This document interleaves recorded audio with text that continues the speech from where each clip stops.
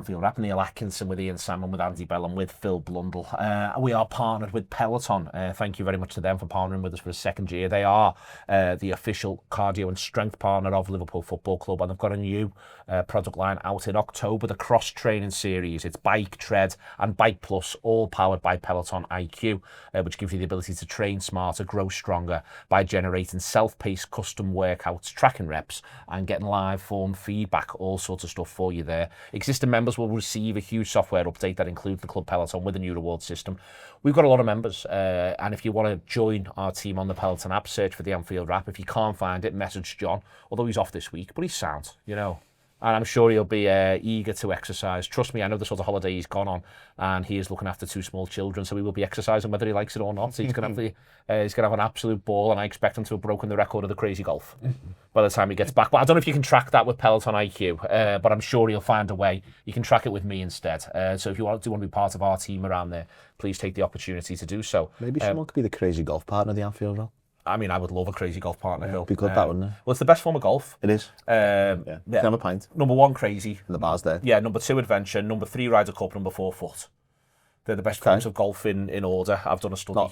Not Volkswagen. Sorry? Not Volkswagen. Number 5, Volkswagen. Okay. And then I'll get it there. And then at some point, maybe even number 4, PGA golf. On the Sega Mega Drive. Do you know what is last? What? Pub.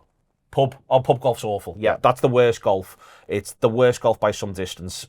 Championship golf. Darts golf's quite good. Golf. What's darts golf? Darts golf's basically, so you start in 1. If you had a double, you go 1 under. If you had a triple, you go 2 under. Oh, if you just hit a 1, that's par. If you miss all 3 of your darts, then you're 2 over or something like that. It's fun. It's good. Play it. Okay, yeah, darts golf better than golf, which is excellent to see. And it's good to have a list of things. At some point, we're going to have to talk about Brentford versus Liverpool. I was delaying it. Honestly, I could talk about many different. I could just keep going on golf for the foreseeable future. Phil, you were there. No one's saying it's easy, and what Liverpool are currently putting up with is different to a lot of other sides. That's in part because sides are saying that this is a way to get joy against Liverpool, and so therefore they're doing it over and over again. It's been a hell of a run. The scheduling's been graft. I'm getting all of that out the way because it's important to say it, because I think the next 5 minutes is going to be quite an assault on the Liverpool players, because all of that said, it's not good enough. Saturday was not good enough. It was lacking in bite. It was lacking in belief, with the possible exception of Curtis Jones and Dominic Szoboszlai. It was lacking in so many of the things that you need to be able to be a good football team. It was lacking in aggression. It was lacking in creativity. And it was also treating the football match like it came as a genuine surprise. And for me, all of that is hugely concerning. The idea that they appear shocked by the most obvious things in the world happening at the moment is arguably the most concerning. Yeah, I just want to talk about the scheduling first. I realised this as I climbed into bed at about 2:15 on Sunday morning, that in the time that we've played 1 home game, I've been to London 3 times, I've been to Frankfurt, and I've been to Istanbul. Yeah. And I haven't then got on a plane to go and play for my country as well. Yeah, that is all fair. So in essence, the players have effectively played 7 away games in the time we've played one home game that wasn't the League Cup game against Southampton. That's not mitigation for anything, but I tell you what, that is serious things to be doing when you actually break down what footballers do. They can't have spent much time at home in the last 6 weeks, in the last month or so.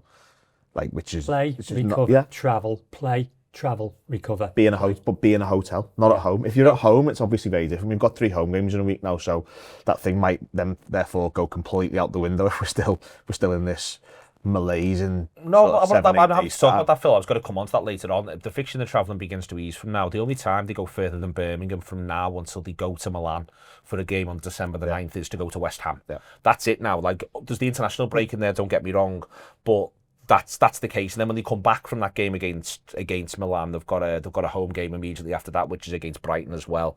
It does ease. They've got 2 home games over Christmas. That all of this could prove to be an advantage for them. But the only way they're going to take advantage of that, all that, Phil, is to not be absolutely abject shit at football. 100%. I couldn't agree more. As I said, it wasn't sort of mitigation or an excuse for anything, because the football is just not good enough. I think we are. We're being targeted for being poor at something, and I think I saw a graphic the other day. I might send it to you and you can put it up so people on the video can see it or whatever. I don't know if that's possible, but in terms of everybody is playing more long balls and balls are travelling further, but we are way further on than everybody else in terms of what we're facing. Like, and it looks very similar to anybody who's seen it. The graph about Salah fouls to free kick ratio, or in game or minutes or games or whatever it is. I can't remember the exact one, where he's sort of way over there and everybody else is just here. That's what it looks like. It is insane to look at, but that isn't something that other teams should stop doing. That is something that we should react to and react to better. We've got to come up with something that means our defenders are doing less defending, as far as I'm concerned. I think that is the problem. I think Van Dijk and Konate make 19 clearances between them. I think it is the other day. That's too many. That is an extraordinary amount of getting rid of the ball they need to do. Because when you're getting rid of the ball, by definition, it's not necessarily going anywhere. It's not a pass. You don't know where it's going. Most of the time it's going to them. The amount of times I've seen in the last few weeks Konate win a header and it just dropped to another player. And I don't necessarily think he's done anything particularly wrong with the header, but we just seem, it seems open and broken, and there's people nowhere near each other, and there seems so much space, but they're always in the space. And it's very frustrating to watch, and we're going to have to come up with something to stop this, because it's just going to be very easy for more teams to do. There's going to be some teams who just won't be able to do it. For example, I don't think Real Madrid are going to turn up and just get it launched to Kylian Mbappe's head. Yeah. So there are going to be games where it's not the style that we play. But if you're playing away if you're playing at home to Liverpool now, launch it, play for second balls, you get 50 yards up the pitch, you can go from there. We are alarmingly easy to play against. And this might be my own confirmation bias in it, but every time this happens, it seems that if the other team are clearing the ball, it's going to one of their own players. Yeah. If we're clearing the ball, it's going to one of their own players. We don't clear to our own side at any point. Our clearances never get to our own man. They're always to the other side. I don't know if that's just what happens when you're in the kind of form we're in, or if we're just not very good at it. We're also, like, I always think back to the Chris Wilder quote, and we played him around January 2020, just before COVID. And he's very complimentary about Jurgen Klopp before he decides he's the worst man on earth after that. But he basically says, Liverpool, they scrap for every second ball. They're fighting for every header. They're scrapping all the time. And if that's good enough for Liverpool, the best team in the world, then it's good enough for my players. And it was galling, to be honest, when I looked on Saturday. I don't think we necessarily scrap enough for the header in the first place, but every single second ball goes to Brentford. I know we've got two in midfield, and Wirtz isn't sort of quite up to it physically yet, and that might come. But I'm just looking at it thinking, if you can't do those basics, then, and I know it's quite basic, sort of Roy Keane analysis, but if you can't do those, then you don't really give yourself much of a chance away to a team like Brentford. And then, like you say, there's no secrets about how they play. I understand there's a couple of lads there, the goalkeeper who's in his first season, but like sort of pre-match briefings exist. We've all got the video. We all know what they're going to do. Yeah. And every time he's sort of trying to hit the fullbacks with risky balls, which are inevitably going to lead to the odd throw into them, which we can see two of in the first 5 minutes. I think both are avoidable. Of a bit more sympathy with him on the first one, but he definitely doesn't have to play that ball to Bradley for the second one, which ultimately leads to the goal. And then second half, and in the first 5 minutes, we've given them another two, which I think are needless. And it's just like absolutely insane. Do yourselves a favour, lads. You're not playing well. Get it up the pitch, try and win a second ball, and just keep it 2-1, because you are inevitably going to get your chances, because there's good players on the pitch, and we go 3-1, and it's just, we shoot ourselves in the foot again. I'll come back. I wanted to almost break that game down, but I want to start with not being surprised. First and foremost, we know what we're facing. Secondly, we know what Brentford are. This, I think Brentford are a more extreme version of themselves, and I think this season in general, so there's Brentford who I think this season, this in general, have been a slightly more extreme version of themselves than they were last season. They play Liverpool, they're another slightly more extreme version of the slightly more extreme version, if you know what I mean. A little bit cubed in that basis, but there's no great surprise. I looked at the two, I sent you over the team sheet from that game last season. There's a fair amount of players on both sides who play in both of those games.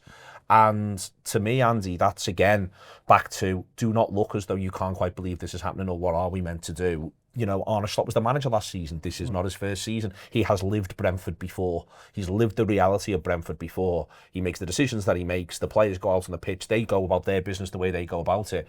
I don't think any of them, just maybe, Wirtz and Ekatike, you can give a bit of a pass to.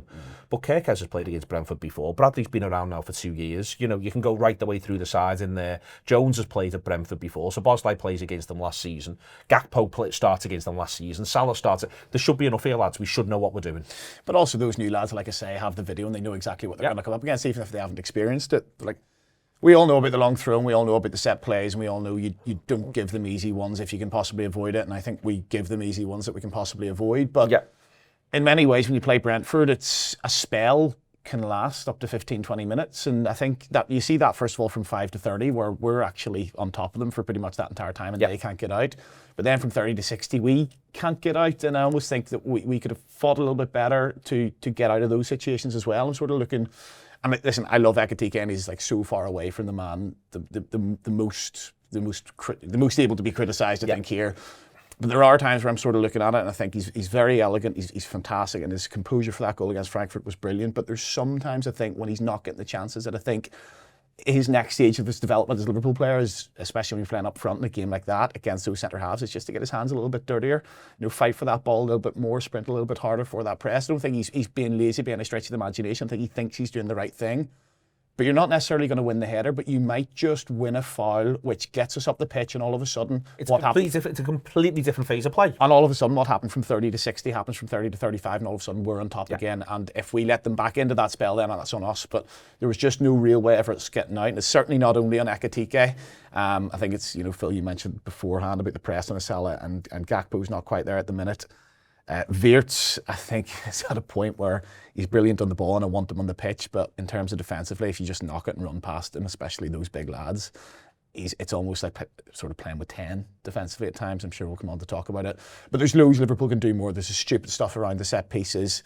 I think we can scrap a bit harder to stem the flow of Brentford as well. And, they have half an hour of that game where they're just right on top of us, and I think they're not that good a team where we've no way of getting out for half an hour. I'm sorry. They look like a football team, Ian, from 5 to 30. Yeah. That's the thing, and that's, again, in a way, almost one of your frustrations is you get to see that this is all a lot of what this looks like. Salah should do better, should do much better after 10 minutes. He is put through one-on-one. It is good football to get him there. All he needs is one decent touch, and he's getting... Just needs to lift it a little bit. And then he just needs to get there to lift it a little bit. Touches it better, he can lift it. Wirtz, it's about as good an effort as you can make without it going in the back of the net, but it still probably should be in the back of the net. It should be in the back of the net. There's a couple of others in that period, but Liverpool are playing good stuff. It's worth remembering that, because it's therefore worth saying, well, where on earth does the good stuff go? Well, yeah, and the thing is, from 5 to 30, despite what was said on the telly, I'll go back a little bit. There was an interesting fact given out on the TV. Obviously, all players who become managers learn from the managers they played for. Who's Keith Andrews played for? Allardyce, Pulis, Hodgson. Yes, he's learned from the people he played for. And he's also been moulded as a coach. He's been moulded as and he's at Brentford, who are also Sheffield's coach. With Thomas Frank. And we've gone through last season, and we've looked at last season and going, okay, well, this is great. We've done really well here, but we need to be a bit more comfortable. And what we really want to be is we want to be PSG. While the rest of the league's looked at Arsenal and gone, what we want to be is Wimbledon in 1987. And what we're going to do is we're going to kick it for touch. And again, Brentford did it from kick-off. In the second half, they kicked for touch with the intention of us putting the ball out and them getting a throw in on the edge of the penalty area. That's all they're interested in, and that is the majority of the Premier League at the moment. And as you said, it's not down to us to stop them playing like. Well, it is down to us to stop them playing like that. It's down to us to make sure we, Szoboszlai runs the length of the field to try and stop the ball going from a corner. Just give him the sudden corner. Honestly, that was right in front of me. That was right in front of me, and I was like, "What are you?" I just held my hands up. I was basically in the corner on about row 15 or something. I thought of you when it happened. I was like, "That what?" He probably could see me just standing with my arms out like that. Like, do you remember when the sprinkler went off in the main stand and there's a fella just stood under it going like that? That was me. That was me. It is easier to defend the corner than one of those throw-ins that comes in flat like this. Yeah. It's just easier. Yeah, it's much easier. It's much easier. The throw-in is chaos, and we're not defending chaos. When you can see the loop of the ball, you're not defending chaos. You see the loop. The annoying thing was, and I think it probably did contribute to us conceding some of the throw-ins, particularly in the first couple of minutes, like you were talking about before. There were long spells where we had the ball in sort of outside the lines of the penalty box, but deeper, where we were consciously going, how do I get this out without there being a chance of a throw-in? Yep. Both fullbacks, centre-backs, midfielders, everyone was going, my goal here is to not give away a throw-in. And that probably didn't help matters either, because instead of thinking about playing football, they're like, well, I can't give away a throw-in, but I can't give away a throw-in. Do you know what I can't do here? Can't give away a throw-in. And that probably made matters worse to an extent, in that instead of going, I should possibly gamble here, they weren't prepared to do it. No, You're going to do the clever stuff. No. If you're not going to do the clever stuff, and this goes against everything I believe in, if you're not going to do the clever stuff and you need to get rid, just get rid. Lash it 60 yards into their half and they can have a throw in down there. Yeah, exactly. Don't try and be easy. And to caveat sideways, in a second I'm going to ask you what the original question was because I've forgotten it. But everything I say from this point on has to be caveated with one thing that I could say at the end of every sentence. Their mate died and nothing else matters. Ultimately, whatever we say about them, their mate died and they're dealing with that every single second of their waking day. It's not just when they're on the pitch, it's every single second of their waking day. They are dealing with the loss of their mate. The manager who's being slagged off. I'm not seeing it because I'm not on Twitter, but I'm told people on Twitter are calling for Slot's head.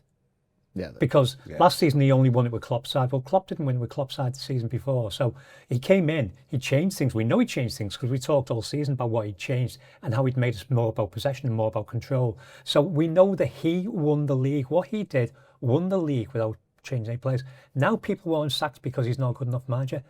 That is utter. This is, I'm allowed to swear on this. Yeah, please. This is utter fucking bollocks. He is clearly a good enough manager. Proved he's a good enough manager. What he's dealing with is he is managing a team of people through unprecedented loss. This does not happen. There are very few workplaces in the world where this happens, where you get up one morning, you're going back to work, and your mate on his way back to work where you're going to meet him has died. This does not happen. How the hell are you supposed to get a bunch of kids, and they are, having just turned 62, they are kids.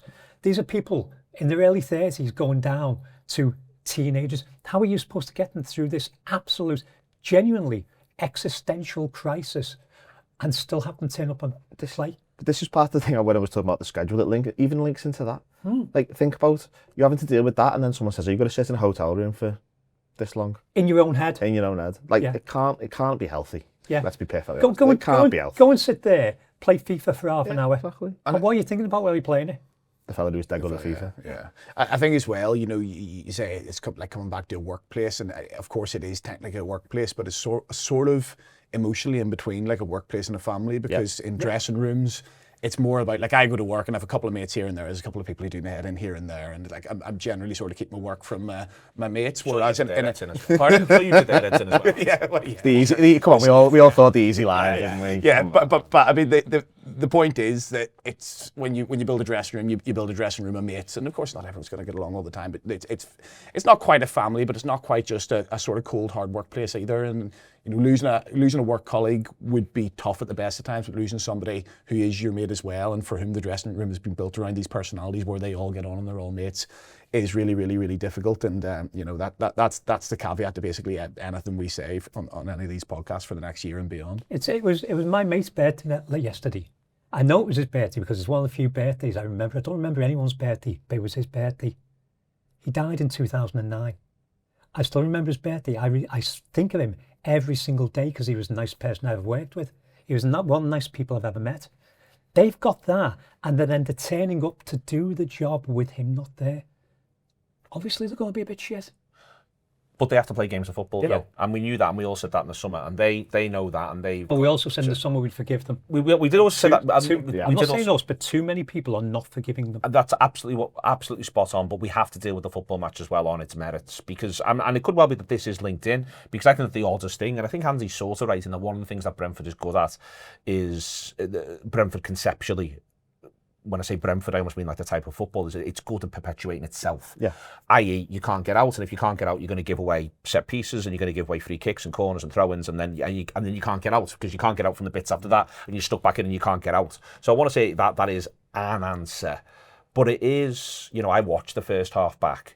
And I like to think I've seen enough games of football now. I know. I watched it back yesterday, and I like to think I've seen enough games of football now. I couldn't face the second. I've not seen any of the goals back in the first half. to be able to go, oh well, all right, there's been a tweak there, or that's gone a little bit differently. If a game goes into a markedly different state, I could not for the life of me work out what actually happens at about 30. There's a bit of a stoppage around Yarmulke. Janel comes on, but Janel's not firstly a spectacular footballer, and secondly he doesn't come on and do anything markedly different. It just looked to me like, with the exception of Jones and Szoboszlai, they just all seemed a bit eroded. They got to 30 minutes and it was still 1-0, and they've missed a couple of chances. And I'll be honest, I think that's where suddenly I'm not seeing them win second balls. Maybe they're not running quite as hard as I'd like. That's almost my answer. I wish I had a different one. And by the way, if Arnestad's listening, text in as to if you got an answer as to what happens on 30, because I just don't know where it goes. And to me, it just looked like a mass dropping of belief as they were having to deal with another bomb and another bomb and another bomb. I think a lot of it is to do with belief, because you've seen in that period for 20-25 minutes when he played nice football. Yeah, he could have scored 2 or 3 goals. There was chances. There was a couple where Wirtz has got into position and not quite found the ball. There's opportunities to get Bradley round the back, which we didn't quite take. Yeah. There were a few. There's the Kirkes crossover, which the keeper gathers. There's a few things that were sort of all right football, not breathtaking football, not amazing football, not where you go, wow, that was incredible, this is great, I'm loving watching this. But they were the right choice. All right bits of football that you can sort of buy into, and they might get you a goal.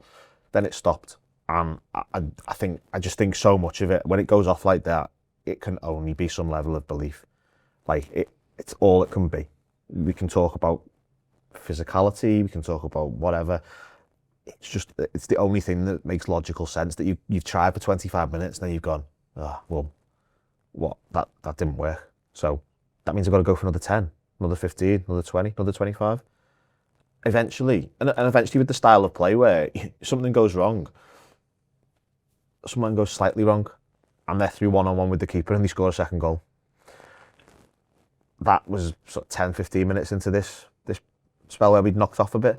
But it showed that how easy it was for them to get through. And then we're trying with all of our might to get back into it. And it doesn't work. And it must be incredibly frustrating for them in some places. See, just on 30, if it's the same passage of play as what I'm thinking about, we've actually have a bit of hard lines in terms of when our spell finishes. Now, what we do from 30 to 60 is not acceptable, and Brentford should not be having 30-minute spells against Liverpool in any capacity.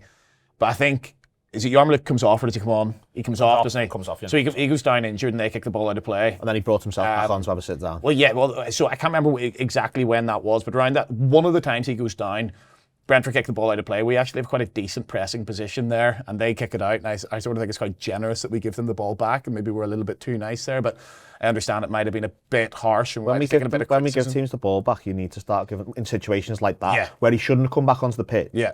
It should be caveated as that he should not have come back onto the pitch, because all he was doing was wasting time while they got the substitute ready. That if someone's doing that, you shouldn't be giving them the ball back, and if you are giving them the ball back, you're putting it out for a throw in by the corner flag. That's how you manage that situation. You don't pass it back to the goalkeeper and go on lads, you start again. Get Tommy the throw in fell back to teach him how to spin the ball out so it goes in and then out for another throw into them. But either way, it goes from a good Liverpool pressing position to ultimately, and I can't remember exactly what our throw-in looked like, but they get to launch the ball, we get our backs turned, Konate puts it out for a throw-in. It was one of the few throw-ins we conceded first half, which I actually think, fair enough, there's not an awful lot more you could do there. But we sort of have hard lines in that respect, and we should probably play that a little bit better, but I do think it's generous that we give them the ball back in the first place, to be completely honest, because I think it was a bit of a get-out-of-jail-free card for them to get out of that situation. And that ultimately stems the tide, which then means they have the pressure for the next half hour, which shouldn't happen in itself, but yeah, a bit of hard lines there, I think. Let's talk about the 32-60 period where we can't get out. Andy, I'll go to you first. It is about 11 Brentford shots too, about Liverpool. We're just a complete mess. It's, and there's a half-time in there. There's actually an extended half-time in there because of the referee getting himself an injury, and that also just sort of causing a little bit of chaos. I think one of my frustrations during that period is, apart from maybe Curtis Jones, I didn't really feel like anyone offered very much across the Liverpool team in terms of either being an out ball, in terms of checking a moment to go down and get a free kick on your side, putting your body in the way, all the basic things you need to do to break up their pressure. I just didn't think in either segment, either side of half-time, anyone managed to do, apart from ironically, score a goal. Yeah, I think when you're playing Brentford, they are good at what they do, and you do have to accept that you're going to have to suffer at some point in the game. Now, the suffering shouldn't last for 30 minutes at a time, like I've said a couple of times already. They are going to have at some point set pieces, they are going to have at some point throw-ins, but they shouldn't have as many as Liverpool give them, like I say. And as I've said before, Liverpool need to get out a little bit better, whether that's winning a foul, whether it's pressing a little bit better. It just can't happen for a half hour at a time. Now, in that period of time, Amardashvili, who will maybe come on to criticise, certainly I think for the first couple of goals. Criticising now, fill your boots. Well, I mean, I'm going back sort of the first 5 minutes, Yeah. but if you've got a fella there who is arguably the tallest player in the box, even regardless of the fact that he can use his hands, I would quite like him to be coming for a few more of these throw-ins. The second one, I've a little bit more sympathy for because it's a bit flatter. The first one's quite loopy and he should definitely be coming for it, albeit Van Dijk does get the header away. But, if we all know in this league, if you decide you're going to come for it, it's in your 6-yard box, if somebody blocks you off, you're probably going to get a foul anyway. And I don't think they are these throw-ins now, though. I think the way the referees are doing them, one of the reasons they're an advantage is goalkeepers aren't being treated like they are in the other circumstances. And the best way you can tell that is there's one in the second half where Kelleher comes out and flaps at the ball, completely misses it, and the referee just gives him a free kick for reasons that no one really understands. Mamardashvili is coming through people and encountering physical contact for some of these. But I don't think he's helping himself either. Because if you look at quite possibly the very first one, Igor Thiago's on him, and he's wrestling with Thiago, and it's needless. He doesn't need to. If he gives himself a little bit of a run up and just comes and clears everything in front of him, and Thiago blocks him off, he will get the foul. I understand if there's a bit of a wrestle which has started before the ball's coming in, that's difficult. But I don't think he helps himself at all there. Now, he does make 2 very good saves second half. I think the first one's quite central, but looked a better save in the ground than it actually was. The second half, is actually a really good save where he gets a strong hand to it. I can't remember who it is, has the effort, but those are both decent. And you do watch the Blues? Yesterday. I saw like half hour See the goal at the end. The Van de Ven one. Where he pushes Pickford. Yeah. And but Pickford's dreadful for that. No, Pickford's also a foot smaller than. But there's this thing, but everyone's doing this thing where they're going, well, Pickford needs to be stronger, and you can make that argument, and you can say He literally pushes him. But you can make that argument about the way in which these moments are being refereed currently in English football. But to be absolutely crystal clear, if that's in the league, he's getting a free kick. Yeah. But I don't think he needs to wrestle with Thiago in the first place. And if he does feel he has to wrestle with Thiago, then surely we get somebody in between our goalkeeper and Igor Thiago, is my point. So, you go into the second half, and I don't think that was the worst thing he did. I think the worst thing he does is when he gives the ball to Bradley, so he gives the ball to Kanate, who gives the ball to Bradley, and we can see another 2 throw-ins within the first 5 minutes, which is just like plain stupid as far as I can see. But yeah, there's so many things that we can do better. I think Jones, we don't actually give away 2 throw-ins, we give away 1. And the only reason we don't give away another one is because Jones does an incredible bit of work at left back to get ourselves out of a situation. And that's what we're relying on. There's 1 point second half where, to be fair, we're chasing the game as well. But Szoboszlai does an incredible piece of work to get us out. And it felt like we needed to do a genuinely outstanding world-class bit of work to get out of those situations, to get ourselves back in the front foot. And surely it can't be that hard. Sure, they can't be that hard, but they made it look that hard, Ian, and that's what they've got to reflect on in that period. I'll come on and slaughter the penalty in a minute. But it's worth saying part of why the referee ends up giving the penalty is because Liverpool players are lax in the challenge. Liverpool players are second to a great deal, and the referee just almost wants to stop the flow of what's happening, and he ends up doing what he's doing. And that's the end of this 30-minute period that ends at 60 minutes. But the microcosmic sort of 30 seconds was so much of what had led up to it. So many players just not being anywhere near close enough to the ball, not winning it, not getting near them, and then wondering why we're on the back foot. Well, it's absolute sheer chaos in the penalty box just before it. Nobody's getting the clearance out and nothing's happening. On the goalie, I'm not sure what the goalie gives us that Kelleher didn't. In fact, at the moment, I don't think he's as good a goalie as Kelleher. No, I don't. I've not seen anything that shows me that he's the future. So I think he's better personally. Fair enough. I stand. I was in the very bottom parameter of what people thought of Kelleher. Yeah, that's probably. I stand to be proved completely wrong, as I do on many things. I've got to think about our number 9 at the moment. That I stand to be completely proved wrong on, but I don't see that he offers us anything in terms of protection. And he makes himself smaller. So when you said the worst thing they did was give the ball to Bradley, the worst thing he did was when it's a 1-on-1, make himself smaller. Yeah. But yeah, the fact that we can get to that 60 minutes, and I think that's the point where the belief has disappeared completely. They can't dig themselves out, and you then get to it. I know it says here, tiredness. Tired. It's tired minds on the pitch that just can't deal with this going against them again. And we had this a couple of years ago. I think it was Klopp's last season where we were giving away the first goal all the time, and it was repetitive, and you could see them on the pitch go, "Oh Jesus, this again." And that's what they're doing at the moment. At the moment, it's very much, "Oh Jesus, this again," with everything that goes wrong. So them scoring within 4 minutes wasn't even a shock. It was like, well, here we go. We're doing this one again. Wednesday night was just a bit of an illusion that made us feel good about ourselves. And I don't know. I think we'll probably get on to, in the last part, we'll probably get on to like the bigger questions of the shape of the team and what we are going forward. But I think there's some hard questions to be asked about what we should be doing in terms of how we are as a transitional entity at the moment, in terms of what we do that accommodates our two centre forwards, our natural number 10, number 7, and Mo Salah. And if we can't accommodate all 4 of those at the same time, what shape are we using that we go forward with?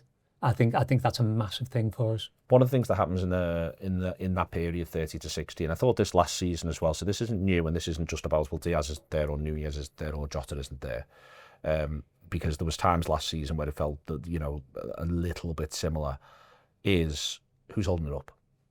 Who's holding it up? And there were times last season where actually the answer to that was Mo Salah, a little bit, to be honest with you. You could get it into Salah, all around Salah, and he'd do a certain job of being able to hold it up. But 30 to 60, I am looking at it going, I would quite like to know X is the outball, put it into the general vicinity of X, he will fight for it. If nothing else, it will give people 15 seconds to get the shape back, but it might actually get us out. And I'm looking at it at the minute, and I just don't know who the manager thinks the outball is, and I don't think the players know either. It was one of the reasons I sort of quite heavily sympathised with a lot of the decisions the goalkeeper was being forced into, in terms of he basically knew that if he stuck that ball long, it was coming straight back. So you don't really want to do that. There was a couple of quite nice passes over people that actually found some space where no one had to hold it up because it wasn't hold up play.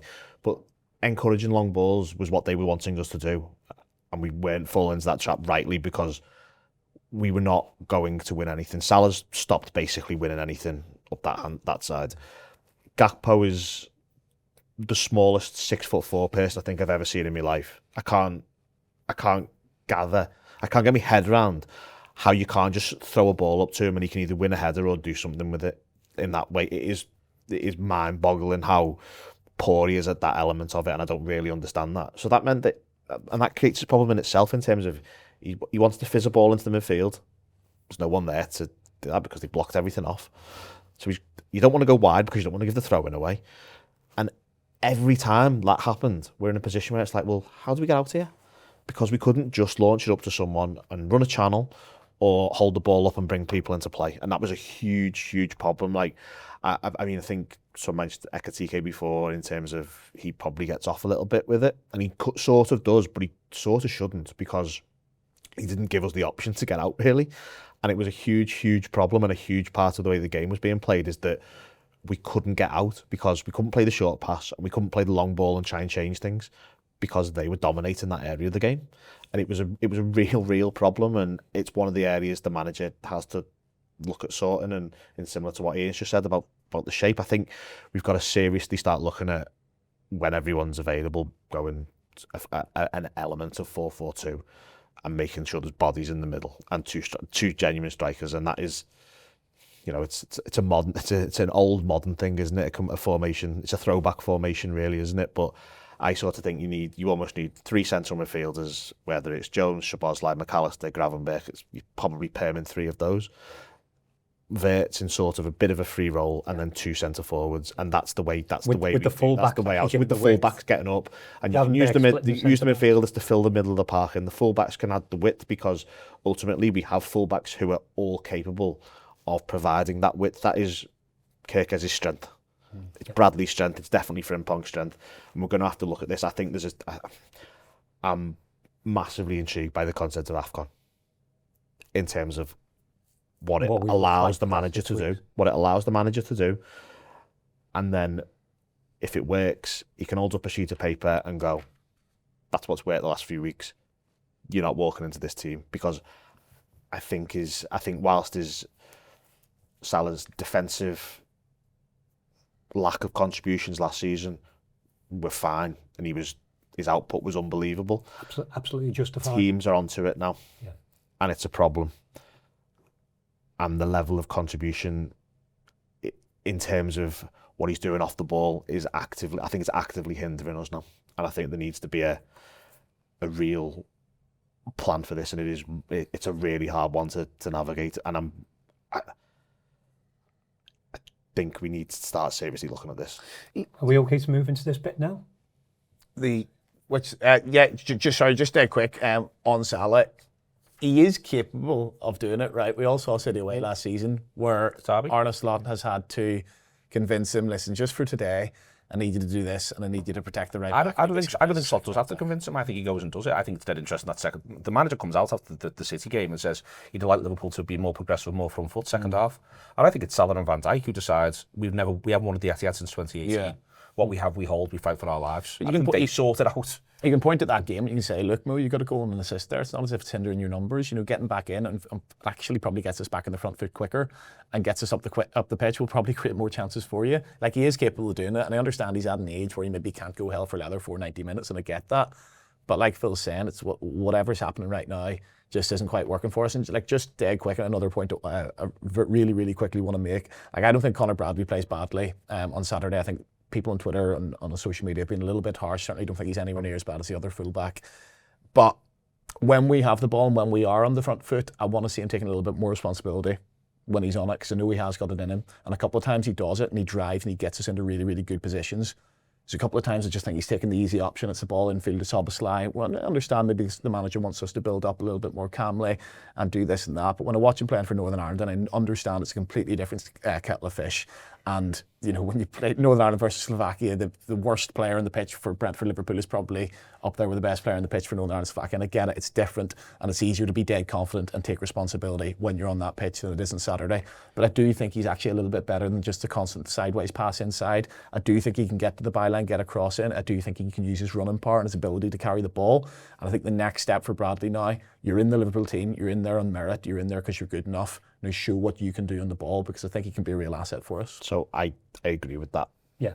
And he's shown. But I think, again, and this is the Salah thing, if you want to play as a right back, you need to know someone's going to cover you. Yeah, that's fair. Yeah. And he's not going to.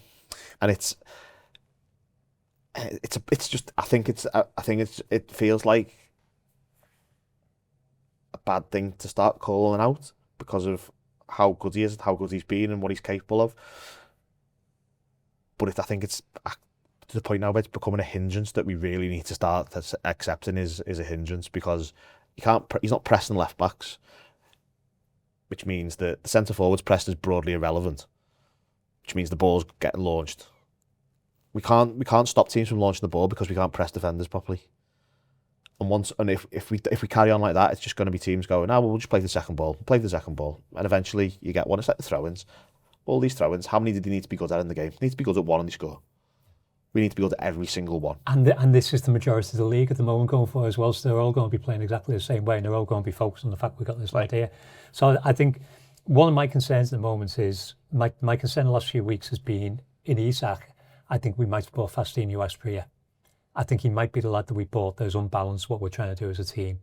And I hope we're wrong, but the only way to use him is either as a single number 9 with somebody on the right who can run, or as a 2-man forward line. Yeah. And the sensible thing to do is swap Isak and Ekitike, because that's the way we're going to go forward. When you said the sensible thing we're going to do, I thought you were going to say we're just going to have to get Mike Bassett in and go 4-4 fucking 2. No, that's Brentford's job. Mo, who has given me more pleasure than any player than any other player other than Kenny Dalglish, and was phenomenal last season because of the role he was given, is not that player. And that again may return to the caveat that he said he was scared to come back to Liverpool. He said at the beginning of the season he's never been so scared to come back to Liverpool. He stood at the end of the first game of the season. Looked traumatised, genuinely. Yeah. He may not have any hunger for football anymore, and that if he hasn't, that's absolutely fine. That's a perfectly valid and legitimate way to feel. If he doesn't feel the game's for him anymore, that would be a perfectly sensible thing to feel. As a team, we have to start thinking about who we are after Mo has finished, whether that be January. I think it's clear that the club has thought that, hasn't it? I mean, well, that's what we bought for. That is the big part of this, and that's why it is sort of odd to watch. And this is also why you've got to be careful results don't get away from you as they have, because you then end up, when you're trying to sort of wrestle with these questions, you're also simultaneously wrestling with the league table, wrestling with outside noise, wrestling with lots and lots of things. And part of where they've ended up here is that, everything, it feels like so many pieces of this end up rubbing against itself, and it's the manager's job to find a way that doesn't happen. That's his responsibility at this point. I think with it becomes it becomes a little bit difficult when, for instance, he does not send them out 45 to 60 to lose loads of second balls and fall in on yourselves. You know, he probably thinks, good half time there, lads. We were lucky to get one just before it. Let's take advantage of it. And then he watches them, and he watches them just collapse like a souffle in that period. All of that said, you know, they do have hard lines with the penalty. Yeah. It's both penalties, I think. Yeah, both penalties. Well, yeah, I think certainly, and certainly when you look at the two incidents side by side about which one of these feels like a penalty kick and which one doesn't, I can see that. I can feel you're furious. Honest, mate, their penalty is the best example of where a referee changes their standards depending on where they think the ball is. And he's given a free kick. If that is 2 yards inside the penalty area, I think there's a 0% chance he gives that, and there's a 0% chance VAR overturns it. Yep. That's not to say it wasn't a foul. It's just the standards that they have for giving penalties. Just as if the Gakpo thing happens, if the Gakpo thing happens 5 yards out, he'd give a free kick because they have this weird thing where what's in the penalty box has to be more of a serious thing. Fine. But then the fact that he gives it... by the way, I think I agree. So I think that there's times where if there's a foul in the penalty area... So it comes back to your long-held thing that the penalty box is the wrong shape for a start. The penalty box is now the wrong shape. Yes. I'm right about that. Yep. There's no discussion or argument. The penalty box... Should be like hockey. Should be a semicircle that ends where the current D ends and draw it back down to where the current penalty area starts, and that's the way it should be. Because the thing that's happening here is that you do not give a penalty for that because the lad is going nowhere, he's going away from goal, it's inside the box, you just don't give it. And I sort of agree with that, because if there is a bit of a semi-accidental colliding when someone's going nowhere away from the goal, the idea that the outcome is have a 78% chance of scoring is madness. So it's part of how football grammar works itself out. So I'm fine, you know. And then you can't overturn it because he does actually touch him. Yeah, well, that's the thing. It's a loophole because he gives a soft foul, which he's not going to give if he thought it would be a penalty. But the point at which the contact, as minimal as it was, is in the area. So therefore it becomes an objective decision. I think it's clearly in the area. That's the thing. Yeah. It's not objective. Clearly in the area. I'm not sure. But there's a still I've seen where it looks like he kicks him outside. Is his foot hovering over the line? In the air. It's in the air. But they've decided that that's not something they can send the referee to go and look at. They've decided that's something where they have the technology, rightly or wrongly. I'm fine with that being the way it works. Yeah. But I think that just shouldn't have been like, if he thought it was in the box, it wasn't. It wouldn't have been a penalty. Just on the Gakpo one as well. I also watched the first hour back this morning, and I was going to watch the last half hour because it was us chasing a 2-goal and them defending. So, you know, wasn't going to get anything from it. But when you watch neither were we. When you watch the Gakpo one back, the referee thinks the defender's got the ball because he points at the ball, right? So he thinks the defender's got the ball. Now, obviously, you were in the ground, I was in the ground field. For me, it looked as stonewall. Yes, I could not believe he hadn't given it. And sometimes when you look at something, you see a period of play happen, you're like, that's a penalty, that's a clear penalty. He points at the ball. Now, from what I understand, and this is what happened when VAR came in about 5 years ago, and the rules have been changed like 50 times since then, so it may not still be the case. But when the VAR's analysing whether the referee should go over to the screen, they ask the referee, what have you seen? So if the player has got the ball and there's a debate as to whether it's a bit reckless or it's a bit harsh, and the referee says, I think the player's got the ball, and they say, well, he has got the ball, but I think it might be this, then they'll not send him over to the screen, that's fine. If the referee said to the VAR there, I think he's got the ball, that's why I've not given it, and they're looking at that, he's quite clearly not got the ball, on what basis has he not been sent over to the screen there? But that's one of the ways it doesn't work properly, because the referee is going over twice a season and saying, no, I was right. They should have the ability to go more and say no. And that's not how it works. If the referee said to the VAR, I don't think there's enough contact, and the VAR said, well, I can't necessarily completely disprove that, fair enough. But the referee points at the ball. He didn't get the ball. But then the actual penalty that's given against us, this felt fairly unprecedented to me, because I was watching it at home with commentary, and the referee has no intention of giving the penalty anywhere. He's not even close. He gives the free kick 2 yards outside the box. Away. Yeah. And then VAR stops the game and decides it's a penalty from some spurious angle that we obviously haven't seen. And then we're told on the commentary that they won't call the referee over because it's factual. Yeah, that's how it is. How is this factual? Well, it's like offsides. It's like offsides. They don't check offsides. And they don't but check we can see goal line offsides. We can see it with the wall. Yeah. So Where is the factual in this? There's no factual in this in any But I way, think shape, or form. if they've concluded that is what happened, then that's why they won't call them over. And I agree, but for me, the point is more where the decision tree leads. The decision tree leads to this outcome, which is not what the referee intended for there to be at any point. And I know that's why this one's a little bit difficult. And this is one of the ways it is unique. It reminds me a little bit of going all the way back to when it was first introduced in the COVID season. And there's the mad one, Fabinho one against Sheffield United. and there's a Robertson one on Welbeck at Brighton where he kicks the other side of his That foot. was inside. That was No, clearly it's inside. more what I mean is more. Sorry, the one of chance that they're getting, yeah. No, but also the Fabinho one was identical. The Fabinho one was the same so, situation where the referee gives a free kick, and then it turns out, well, it was on the line. But if he'd have thought it was on the line or in the box, he just wouldn't give it. Yeah. And they wouldn't have reviewed it because he'd have just gone, well, I think he's might have touched him, but I'm not sure, and I don't think it was too bad. And they'd have gone, well, yeah, that's fair enough, and crack on. Again, it's like, and I know we've said I've done so many of these shows the last month after Liverpool have got beat. It's driving me around the bed. Sorry, Phil. But in most of them, there's something mad happen where you've just gone, this can't go on. Like, this is ridiculous. There's Gay with the goal at Palace, not a corner. Yeah. Istanbul. If he doesn't give that as a penalty, there is zero chance that gets overturned. Yeah. I think it's generous even if he gives it. There's probably something else. There's the McAllister head thing. Yeah. All three of these things could literally just fall in a different way and change everything. Not that we'd suddenly start playing well, but it puts Liverpool in a different position. It means they're 1-0 down in 3 different games. But this is hard for the manager. But I want to come back onto this because this is why I think it's hard for the manager at the minute, because you've had conversation here about what to do with Salah, change of shape, do all this sort of stuff. But there's something in the back of a manager's mind, which is he's watching these games and there will be something in his head going, but loads of this is fucking mad at the minute. Yeah. And, and we've talked about you've talked about the schedule thing as well. Yeah. Loads of this is really. It feels like we're at a particular end of variance. But there's this thing where I think and I think that there'll be a part of the manager which is and I think it's also worth pointing out, and I don't mean this as a criticism of him, but he's not managed a crisis before.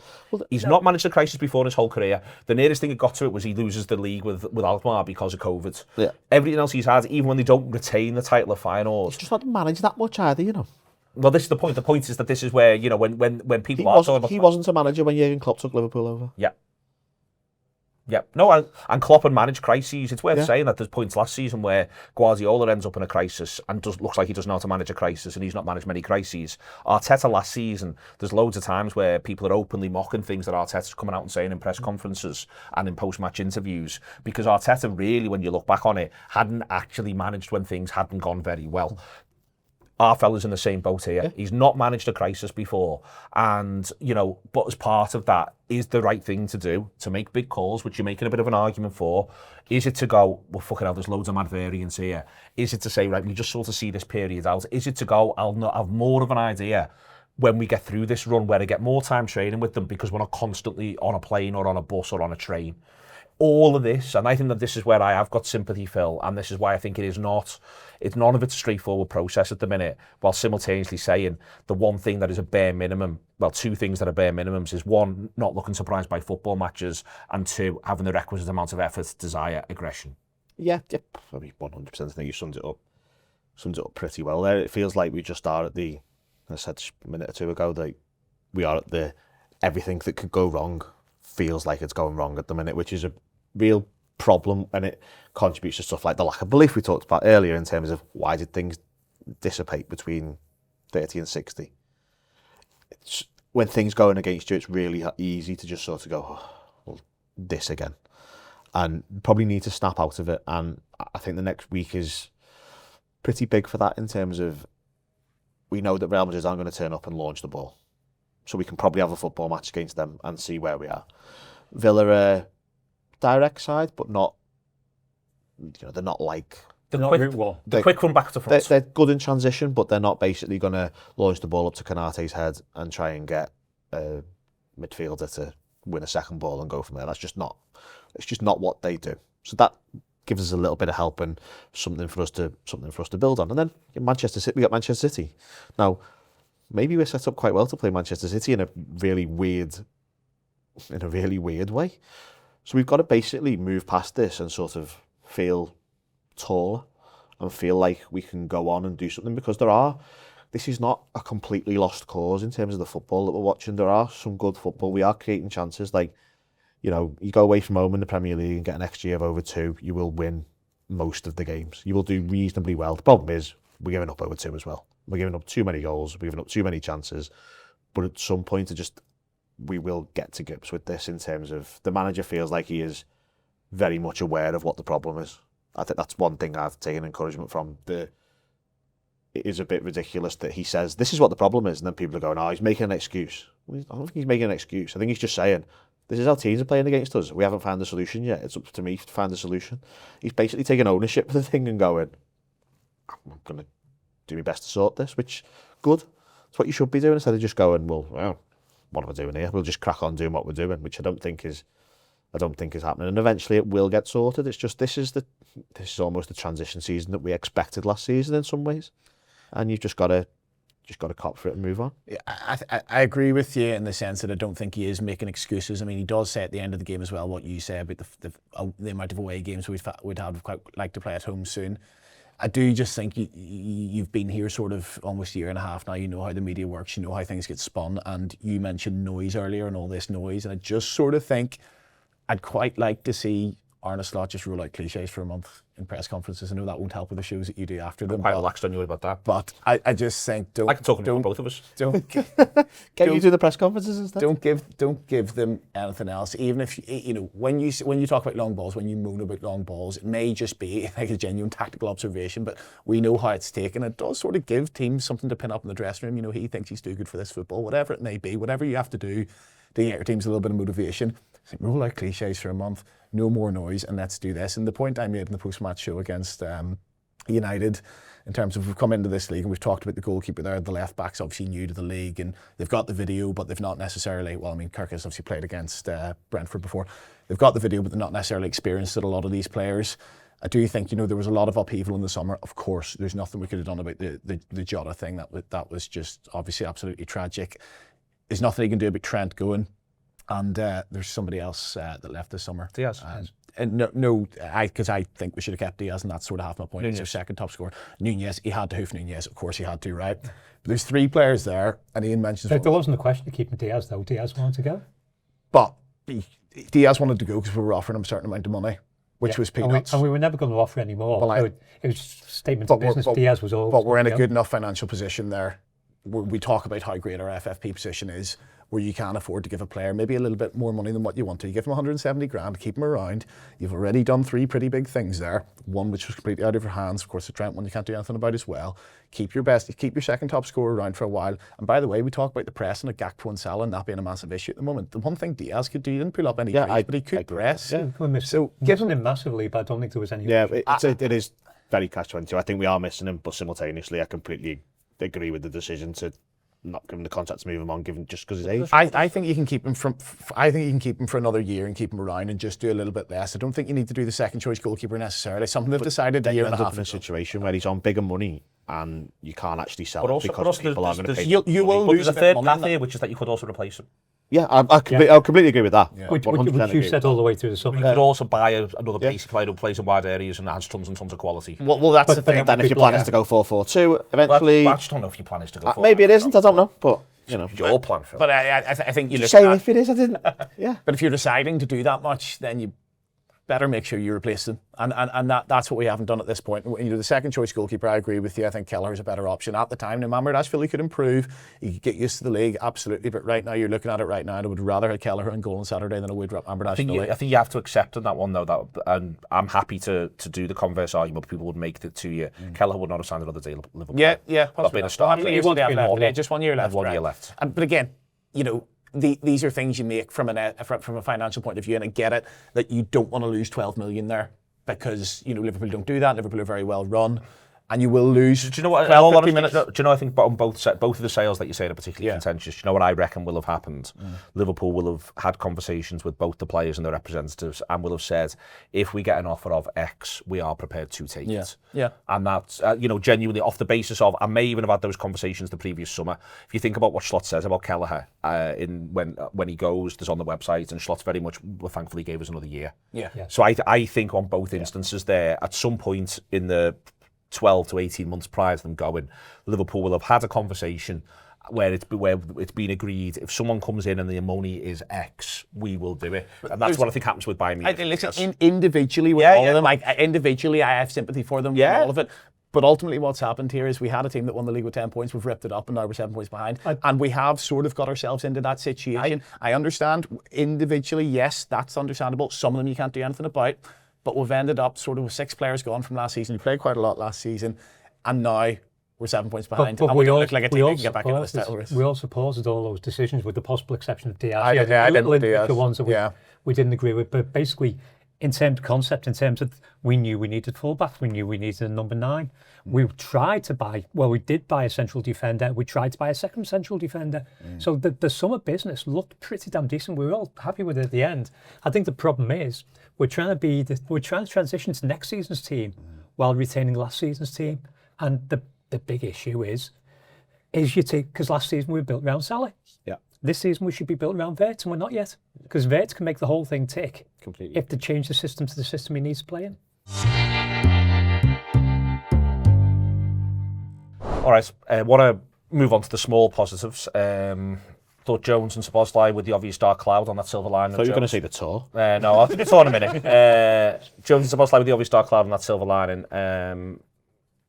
Again, looked like a thing. I think there's a little bit around neither of them is a true pessimist, which is a little bit of a problem if you're going to play in a midfield too, but you sort of move from there. There also looked to me like there were signs of life in McAllister when he came on, which I was gratified by. He looked like a man who was quite pissed off he hasn't been picked, which, if that's the thing that fires him back towards being the footballer he was last season, Phil, I'd take. I thought when we were good, Wirtz was good. All those things are good news. Salah does score for all the other conversations. You know, there's bits and pieces there. Yeah, it's an unbelievable finish. There's bits and pieces there where if you are the manager, you can at least get something from it.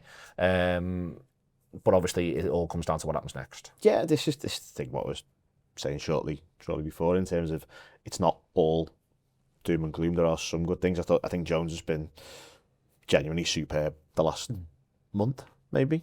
In terms of that's just because he's when he's played football. But it was really annoying to see him go down, and I hope it's not too bad. I haven't seen anything on it.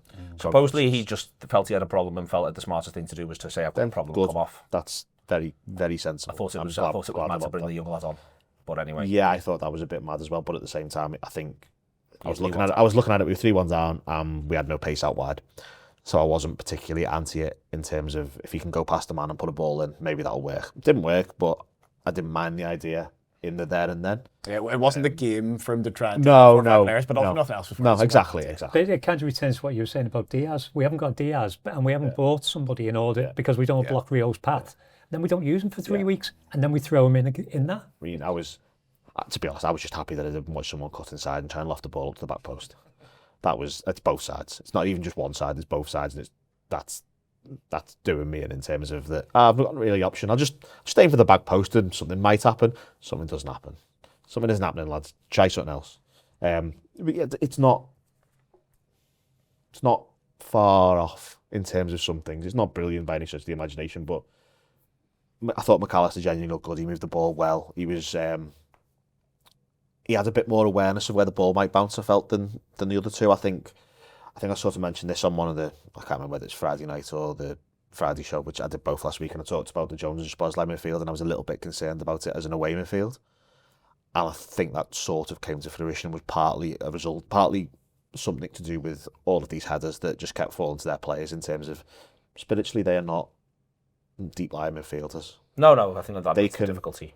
They can play there, but it is not their natural game. And going into a game like that with them, and we didn't have a particular alternative, so I've got no option with that. Someone will go, well, we could have played Endo, and I was like, well, probably the manager, the last meaningful game of football with Taro Endo started for Liverpool was under a previous manager, so that's not a thing that will happen.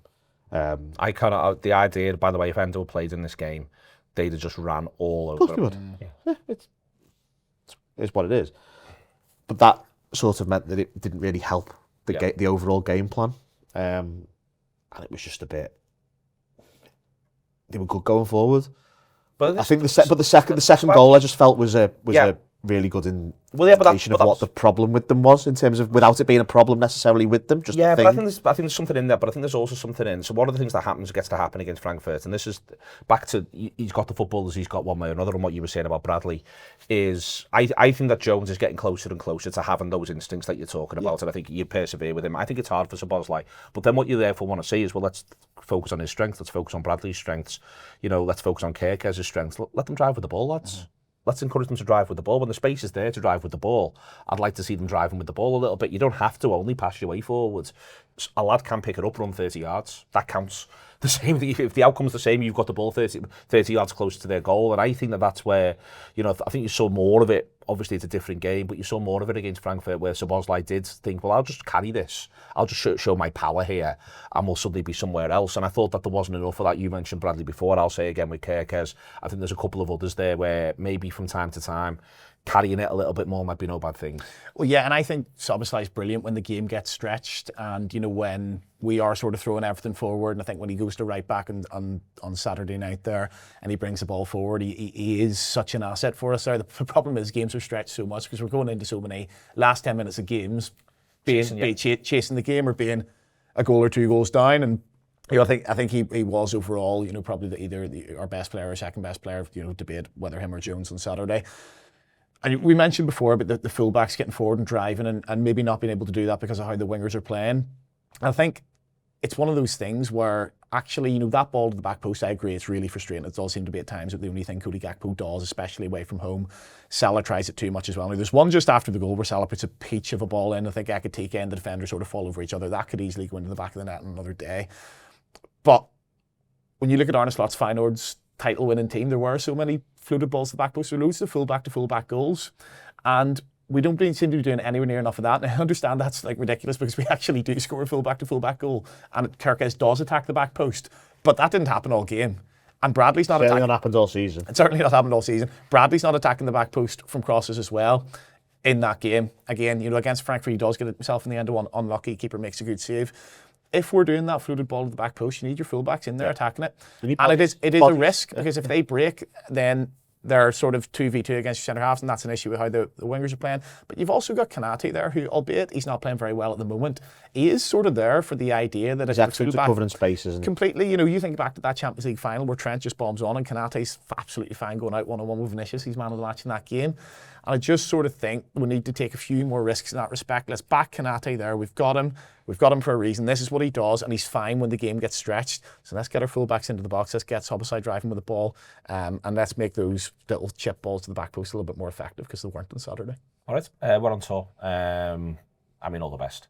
If you've got this far on this show, I think you're spiritually minded to come and see the Anfield Wrap. More fun than I've seen the live show, and it is more fun than watching Liverpool play football at the minute. I'd like to think so. What a small bar to clear. I'll give you something. Yeah, you give us something there. So we're in London on the 13th of November, Cardiff on the 14th of November, Glasgow on the 16th of November, Edinburgh on the 17th of November. I like the way you're taking 2 days between Cardiff and Glasgow because it is that hard to get between the two places. Yeah, I'm not even going home. I'm just going direct on the Saturday morning to Glasgow, and that's so I'm all the people, but sort of rotating who's coming. Some other people, John's going home, Liverpool, because he's got children.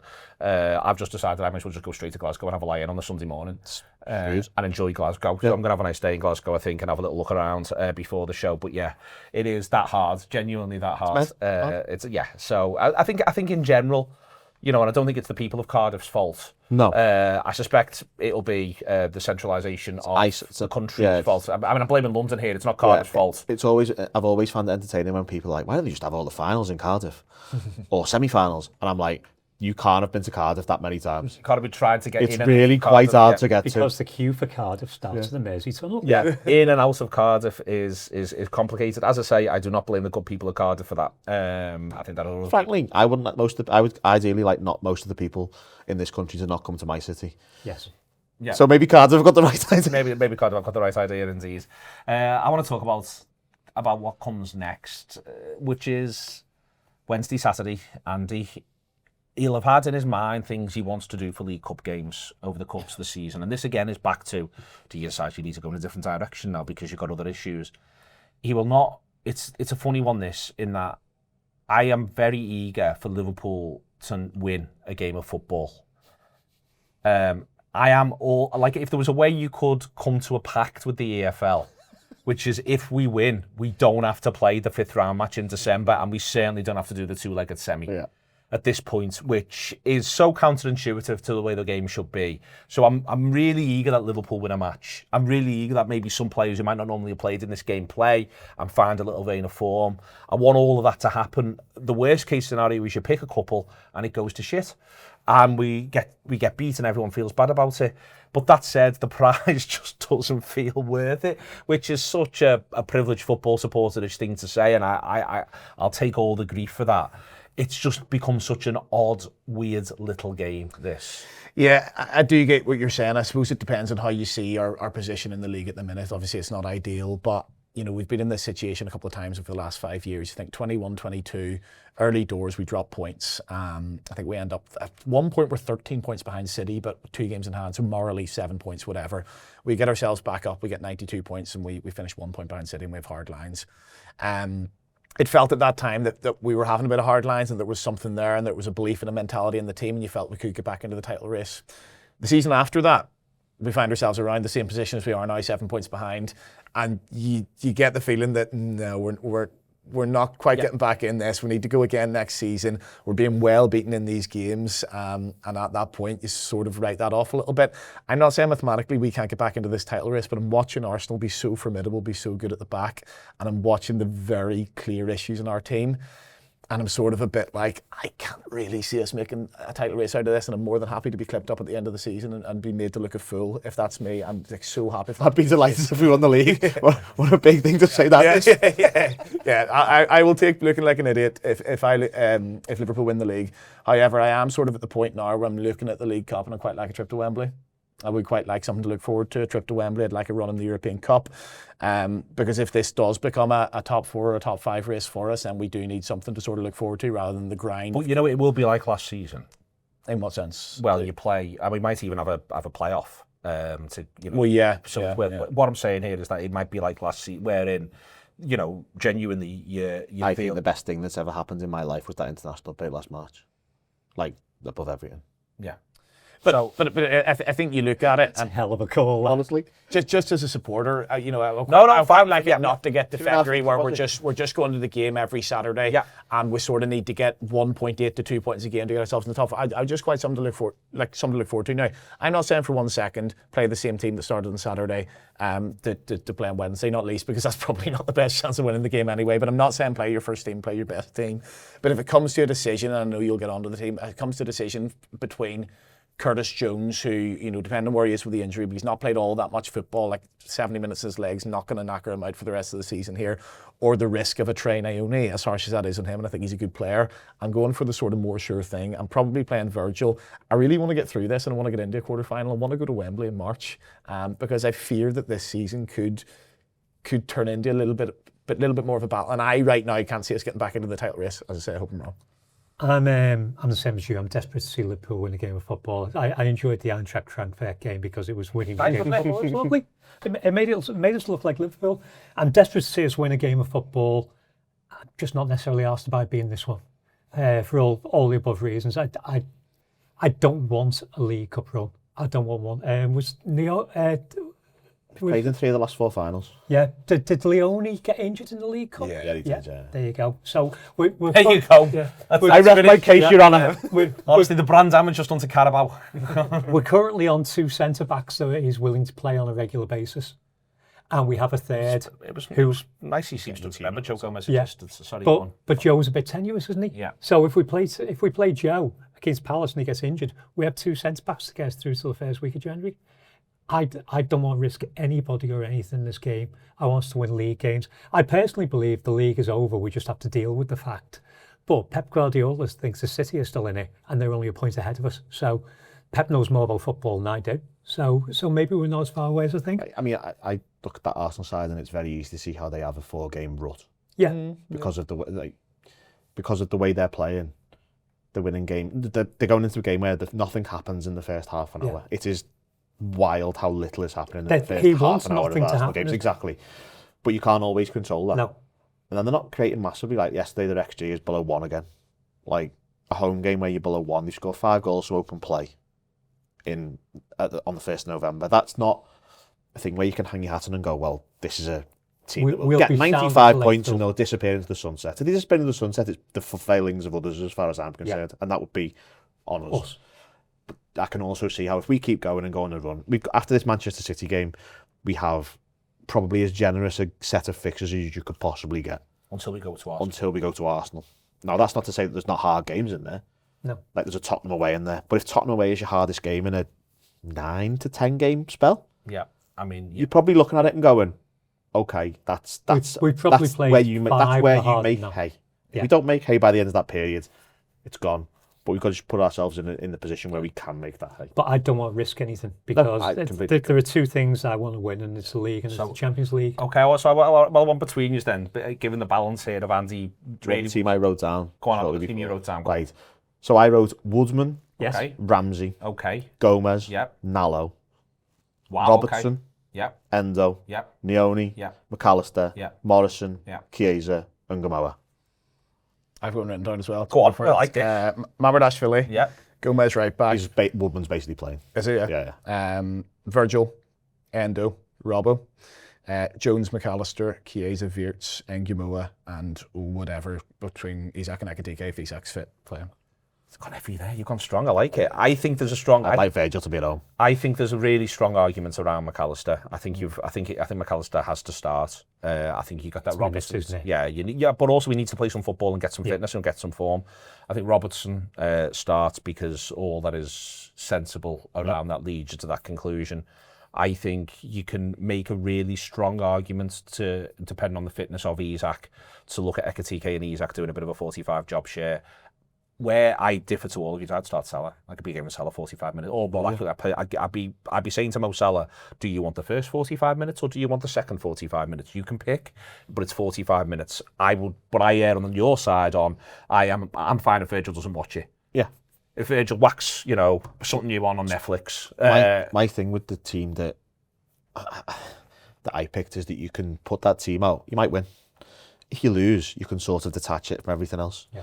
And I think that might be a key thing in terms of if we put a full strength side out or a strong side and play a lot of the main fellas, Get a couple of injuries and lose. a couple of injuries, get beat, that sets us back so badly. So badly. It's mentally, it just destroys. If we lose to Palace it needs again, a which will be the third time in 3 It months. needs a mental break, and I'd like some of them to just have a week at home, to be honest. There's injuries no matter who you play, and I get that you're mitigating it more than me, but like Virgil never picks up a muscle injury, right? And Wirtz, as the amount of times that he's started on the bench recently, he's not exactly in the red zone either.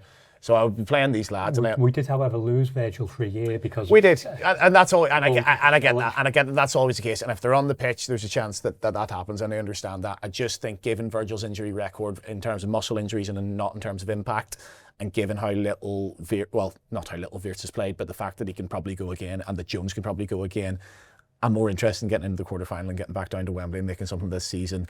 And of course, there's risk there, and I get it. But given how I see the league right now and how I see the issues in this team, I'm sort of a bit like it's worth the risk. Also, have you seen the locations of all of the teams left?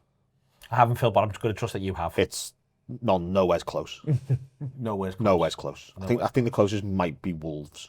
It's that. And maybe Man City, but you don't really want to play Man City. The fifth round falls. It's the week before. It's the midweek before Tottenham. Yeah. So it's away. It's home against Brighton. It would then be the fifth round, and then it's away at Tottenham, and then it's a break that may be 5 days or 6 days before the then Wolves at home. And Leeds at home, and then I should know when the semi final is, but it'll be about the 14th. No, I think of January. It's the week before or the week after the FA Cup third round. I can't. Yeah, that's the 14th of January. 14th. Because we play Arsenal on the 7th. It's the week of the 14th, Yeah. and then it's February the 5th or something like that. Yeah, and so it's a week before Marseille and a week before and the midweek before. It's the week after Karabakh. Yeah. Because we play Sunderland away the week after that. So it's between. It is the midweek between Karabakh, which is the last week of January, and Sunderland, which is the second week of February. Yeah, it's just a lot of football. Yeah. Just a lot of football. I'd take Andy Bell. There's too much football. Can we just let Andy Bell go to Wembley on his own? Get him a Club Wembley ticket for Manchester City versus Brighton in the League Cup final. Yeah, I can go and have a lovely time. I'll pay if we get knocked out. Something to look forward to there. It is a lot of football. There is a lot to ask.